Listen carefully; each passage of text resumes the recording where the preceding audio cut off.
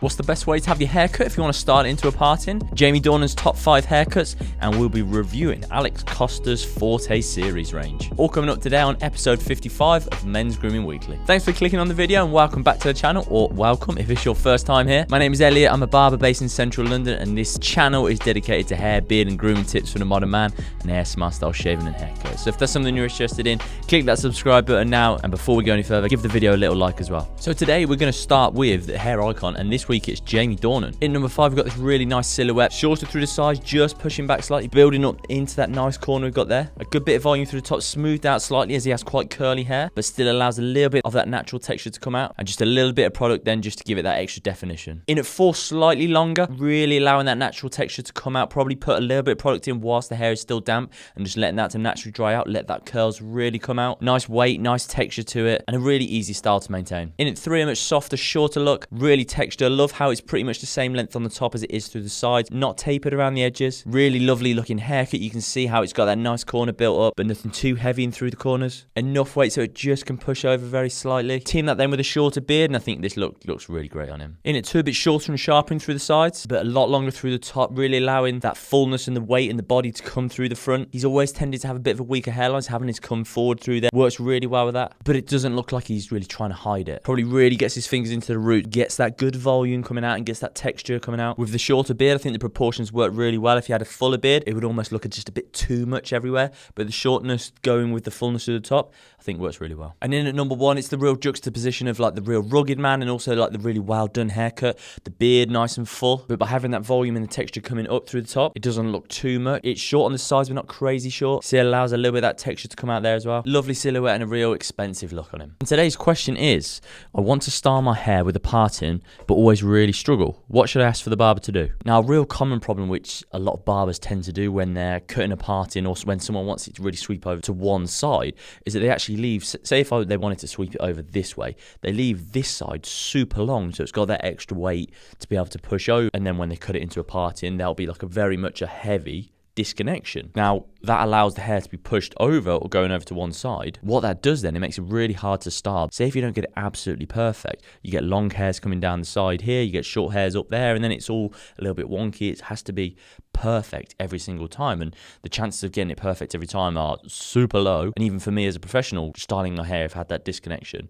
it's really hard. So definitely when the way that they're cutting it, we want it to be kept so there's a decent corner in through here, which allows the extra weight to push over. But we don't want to have that real strong disconnection, especially not behind here. You can have an element of disconnection through that front area, but behind it, definitely not. Having that square corner in through here, what that will allow is the flexibility to move it slightly up or move it slightly down when we're combing it in, and gives you a bit of leeway when you're styling it. Top tips for styling is to make sure the hair is nice and damp. Then you want to get a comb, and then we're going to comb it all forward using the wide teeth of the comb. You'll see then lots of teeth marks. Where then you want the desired parting to be, you can then put the comb into that area, comb it down this way, comb it then over the other way. We're then going to use the hairdryer, dry this all coming this way, dry this down, being careful not to blow dry this side up there and that side over there. We want to keep that parting in place. Then we can add a little bit of product in whilst it's dry, making sure then to go on either side of it, and that'll make your life way easier to be able to do it. That way then you can go sort of slightly up, or you can go slightly down. You can change it from day to day, and also if you don't want to wear it as a parting, you don't have to. You've got that flexibility then just to be able to just push it over if you want. Okay, now we are on to the products, and this week it is Alex Costa's line of products, and it's the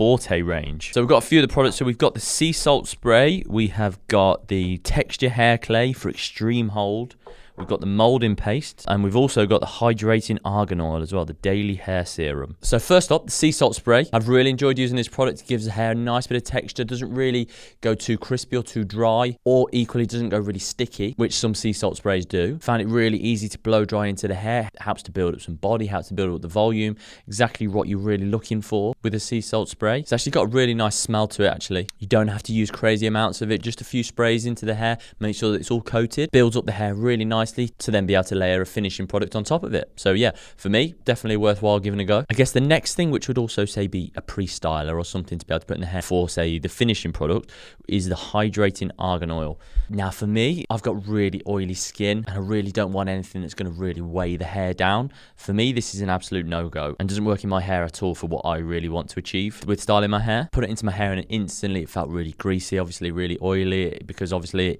is an oil. Trying to dry it into the hair, it didn't really give it the sleek effect that they're trying to achieve from this. It just made it feel really super heavy, and to be honest, it made me just feel as though I was a bit dirty and as though I hadn't washed my hair for a few days. I think if you've got hair on the longer side, sort of more shoulder length, then putting something like this in to really hydrate the hair could work really nicely. But whenever I've used argan oil on shorter haired guys, unless the hair is like super dry, I always then feel like it's really just hard to style the hair. Next up, we have the texture hair clay for extreme hold. Now, I was super impressed with this product, with the hold. The hold on it is absolutely incredible. It's one of the strongest products which I've ever used. In terms of hold, it sets it into place. It's not like crispy or like wet look gel in terms of that sort of extreme hold. It is like still on the clay side, so you can sort of move it around a little bit. But my God, this product is super heavy. Like, to get it out of the tub, it's so hard. You really have to sort of dig your finger in deep into it. Applying it to your hair, you have to be very careful of not ripping lots of hairs out of your head because it's so tough, and to really work it into the hair, you have to really sort of apply some serious pressure. So every time that I actually put this into my hair, I was finding that there was a couple of hairs on my hands, which I guess if you care about your hair is probably not ideal, because you want to be doing things that make sure you're not going to be losing hair. Once it was in the hair though, to be honest, my hair looked fantastic. I actually really liked the finish that it gave to my hair. The next problem which I encountered was that washing my hair, I had to wash my hair 4 times with shampoo, and even still felt like there was some residue in there. Didn't feel like it was completely washed out at all. But after 4 washes, I was like, I've got to get out of the shower. I've been in it forever now. So I'd say to actually get it out of your hair, you're probably going to need like some fairy washing up liquid or something super strong to be able to get it out. And really, that's obviously, again, not ideal for your hair. And chances are most guys are not going to go to the lengths to make sure it is fully washed out of their hair. So the amount of buildup that guys are going to get by using something like this, it's going to be a lot of build up. So as good as this is for styling and how good it looks in, I feel like all of the other things that go with it kind of outweigh all of that and make it not quite worthwhile, to be totally honest. And the next up, we have the molding paste. Now, this is a much more of a softer product. When you work into the hands, it's got much more of like a creamier, softer feeling to it. When you work it then into the hair, it's got much more of like a drier texture. So you can almost feel as though there's a little bit of powder in there or something that makes it dry and sort of absorb into the hair almost. Once you finish putting it into the hair, it doesn't feel like there's crazy amounts on the hands. So it definitely feels as though you are actually applying it to the hair and it's not just sort of smearing across your hands. Again, as with the sea salt spray, it has a really nice scent to it. When you first put it in, it gives it some real separation, real nice look to it, and then as the day goes on, it becomes a little bit more matte, which I'm not against in the slightest. I always go for a matter look. It kept the volume, kept the shape all the way through the day, but by the end of the day, it is definitely on the matte side, and it doesn't quite have the same amount of separation and texture as what you would have at the very start. So just something to be mindful of that. But actually, yeah, like this product, this was well worth a go. Okay guys, thanks so much for watching. If you have any questions or if you've got any products you want me to review, feel free to drop me a message down below. Appointments are available in this beautiful private studio which we've got down here in Soho. So if you head onto my website, feel free to take a little look on there, and I would love to give you a haircut or shave if you're in the Soho area at all. Thanks so much for watching. Have a brilliant rest of your day. Much love, Elliot.